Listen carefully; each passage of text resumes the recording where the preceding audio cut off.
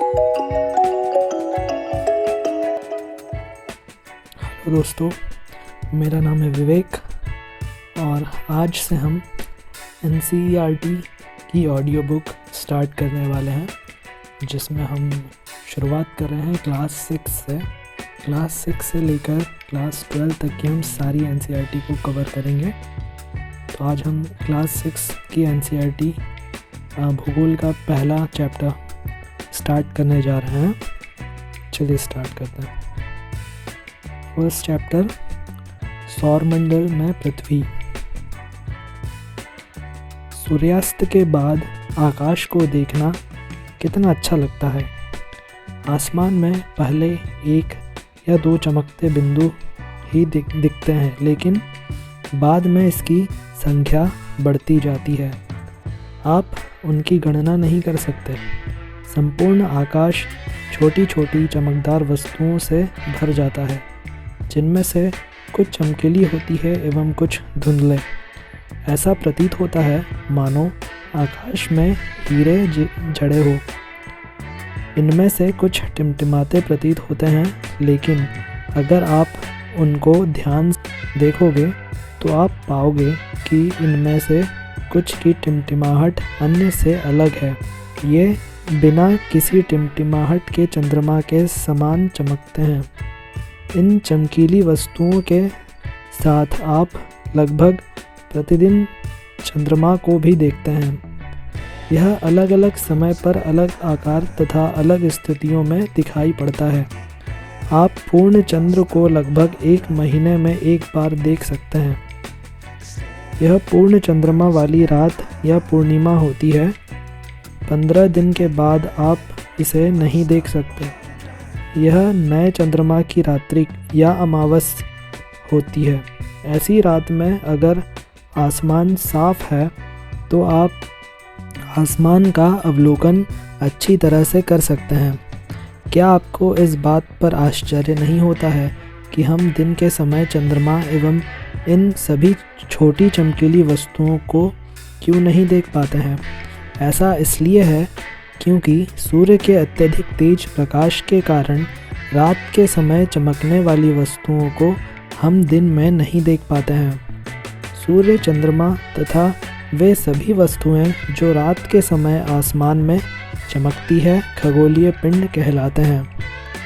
कुछ खगोलीय पिंड बड़े आकार वाले तथा गर्म होते हैं। ये गैसों से बने होते हैं। इनके पास अपनी ऊष्मा तथा प्रकाश होता है, जिसे वे बहुत बड़ी मात्रा में उत्सर्जित करते हैं। इन खगोलीय पिंडों को तारा कहते हैं। सूर्य भी एक तारा है। रात के समय चमकते हुए अनगिनत तारे सूर्य के समान ही हैं। उन्हें हमसे बहुत अधिक दूर होने के कारण हम लोग उनकी ऊष्मा या प्रकाश को महसूस नहीं करते हैं तथा वे अत्यंत छोटे दिखाई पड़ते हैं। आपने अवश्य ध्यान दिया होगा कि कुछ दूरी से देखने पर सभी वस्तुएं छोटी दिखाई पड़ती है।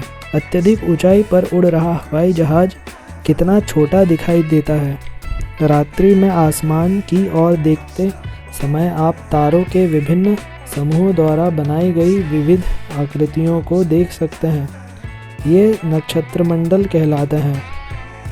अर्सा मेजर या बिग बियर इसी प्रकार का एक नक्षत्रमंडल है। बहुत आसानी से पहचान में आने वाला नक्षत्रमंडल है सप्तऋषि। सप्त 7 ऋषि यानी संत। यह 7 तारों का समूह है जो कि नक्षत्रमंडल अर्सा मेजर का भाग है। प्राचीन समय में लोग रात्रि में दिशा का निर्धारण तारों की सहायता से करते थे। उत्तरी तारा उत्तर दिशा में बताता है, इसे ध्रुव तारा भी कहा जाता है। यह आसमान में हमेशा एक ही स्थान पर रहता है। हम सप्तऋषि की सहायता से ध्रुव तारे की स्थिति को जान सकते हैं। चित्र में आप देखेंगे कि यदि सप्तऋषि मंडल के संकेतक तारों को आपस में मिलाते हुए एक काल्पनिक रेखा खींची जाए एवं उसे आगे की ओर बढ़ाया जाए तो यह ध्रुव तारे की ओर इंगित करता है।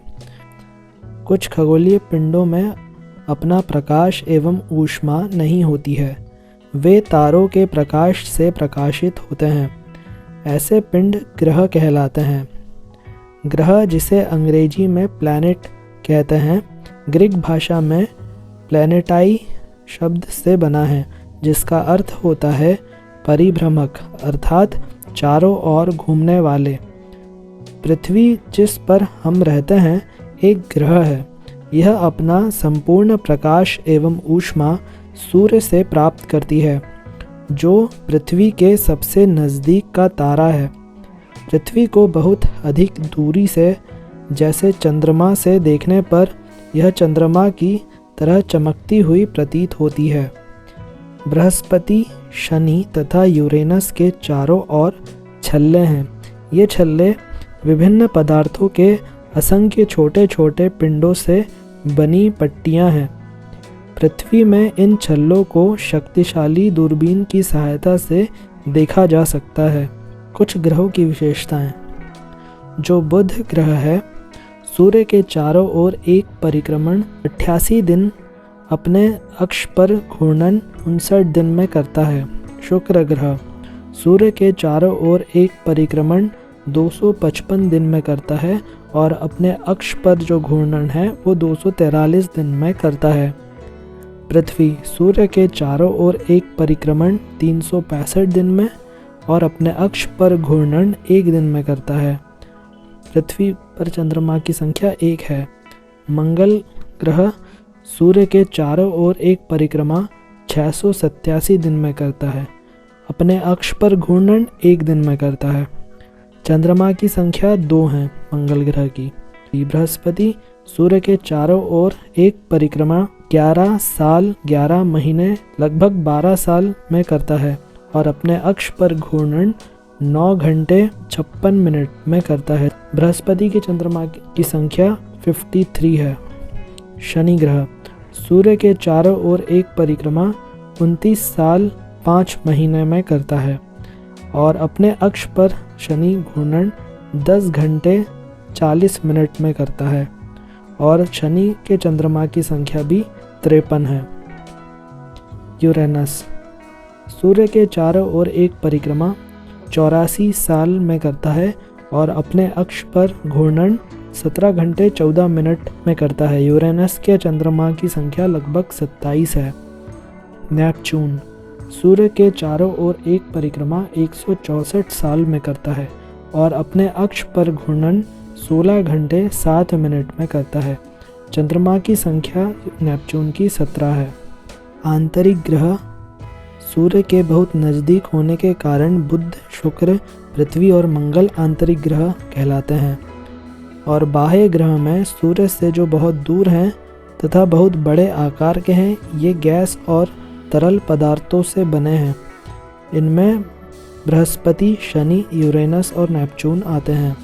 क्या आप जानते हैं, पौराणिक रोमन कहानियों में सोल सूर्य देवता को कहा जाता है।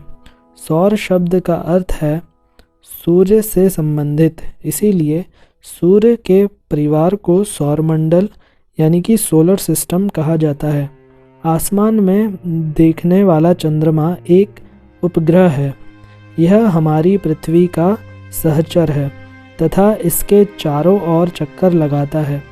हमारी पृथ्वी के समान 7 अन्य ग्रह हैं जो सूर्य से प्रकाश एवं ऊष्मा प्राप्त करते हैं।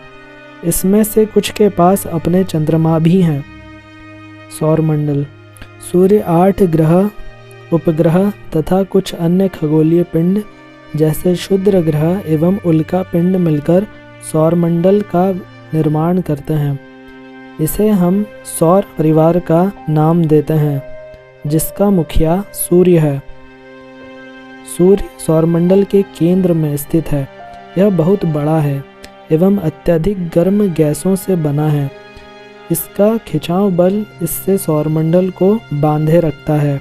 सूर्य सौरमंडल के लिए प्रकाश एवं ऊष्मा का एकमात्र स्रोत है, लेकिन हम इसकी अत्यधिक तेज ऊष्मा को महसूस नहीं करते हैं क्योंकि इससे नज़दीक का तारा होने के बावजूद यह हमसे बहुत दूर है। सूर्य पृथ्वी से लगभग 15 करोड़ किलोमीटर दूर है। हमारे सौरमंडल में 8 ग्रह हैं। सूर्य से दूरी के अनुसार वह हैं बुध, शुक्र, पृथ्वी, मंगल, बृहस्पति, शनि, यूरेनस और नेपच्यून। सौरमंडल के सभी 8 ग्रह एक निश्चित पथ पर सूर्य का चक्कर लगाते हैं। ये रास्ते दीर्घवृत्ताकार में फैले हुए हैं। ये कक्षा कहलाती है। बुध सूर्य के सबसे नज़दीक है। अपनी कक्षा में सूर्य के चारों ओर एक चक्कर लगाने में इसे केवल 88 दिन लगते हैं। शुक्र को पृथ्वी का जुड़वा ग्रह माना जाता है क्योंकि इसका आकार एवं आकृति लगभग पृथ्वी के ही समान है। अभी तक प्लूटो भी एक ग्रह माना जाता था, परंतु अंतरिक्ष खगोलीय संगठन ने अपनी बैठक अगस्त 2006 में यह निर्णय लिया कि खगोलीय पिंड 203 UB 313 सीरस तथा प्लूटो बौने ग्रह कहे जा सकते हैं। प्रकाश की गति लगभग 3 लाख किलोमीटर प्रति सेकंड है। इस गति के बावजूद सूर्य के प्रकाश को पृथ्वी तक पहुंचने में लगभग 8 मिनट का समय लगता है। पृथ्वी सूर्य से दूरी के हिसाब से पृथ्वी तीसरा ग्रह है। आकार में यह 5वां सबसे बड़ा ग्रह है। यह ध्रुवों के पास थोड़ी चपटी है। यही कारण है कि इसके आकार को भूआम कहा जाता है। भूआम का अर्थ है पृथ्वी के समान आकार। जीवन के लिए अनुकूल परिस्थितियां संभवतः केवल पृथ्वी पर ही पाई जाती है। पृथ्वी न तो अधिक गर्म है और न ही अधिक ठंडी। यहाँ पानी एवं वायु उपस्थित है जो हमारे जीवन के लिए आवश्यक है। वायु में जीवन के लिए आवश्यक गैसें जैसे ऑक्सीजन मौजूद है। इन्हीं कारणों से पृथ्वी सौरमंडल का सबसे अद्भुत ग्रह है। अंतरिक्ष से देखने पर पृथ्वी नीले रंग की दिखाई पड़ती है क्योंकि इसकी 2/3 सतह पानी से ढकी हुई है। इसीलिए इसे नीला ग्रह कहा जाता है। चंद्रमा हमारी पृथ्वी के पास केवल एक उपग्रह है, चंद्रमा। इसका व्यास पृथ्वी के व्यास का केवल 1/4 है। यह इतना बड़ा इसीलिए प्रतीत होता है क्योंकि यह हमारे ग्रह के अन्य खगोलीय पिंडों की अपेक्षा नज़दीक है। यह हमसे लगभग 3,84,400 किलोमीटर दूर है। अब आप पृथ्वी से सूर्य एवं चंद्रमा की दूरियों की तुलना कर सकते हैं। नील आर्मस्ट्रॉन्ग पहले व्यक्ति थे जिन्होंने 20 जुलाई 1969 को सबसे पहले चंद्रमा की सतह पर कदम रखा। मालूम करो कि क्या कोई भारतीय चंद्रमा पर गया है। उपग्रह एक खगोलीय पिंड है जो ग्रहों के चारों ओर उसी प्रकार चक्कर लगाता है जिस प्रकार ग्रह सूर्य के चारों ओर चक्कर लगाते हैं।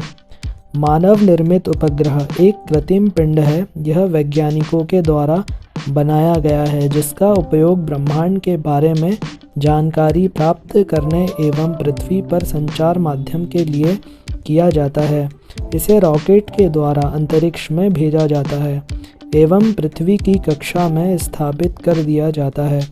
अंतरिक्ष में उपस्थित कुछ भारतीय उपग्रह इनसैट, IRS, एड्यूसैट इत्यादि हैं। चंद्रमा पृथ्वी का एक चक्कर लगभग 27 दिन में पूरा करता है। लगभग इतने समय में यह अपने अक्ष पर एक चक्कर भी पूरा करता है। इसके परिणाम स्वरूप पृथ्वी से हमें चंद्रमा का केवल एक ही भाग दिखाई पड़ता है। चंद्रमा की परिस्थितियां जीवन के लिए अनुकूल नहीं है।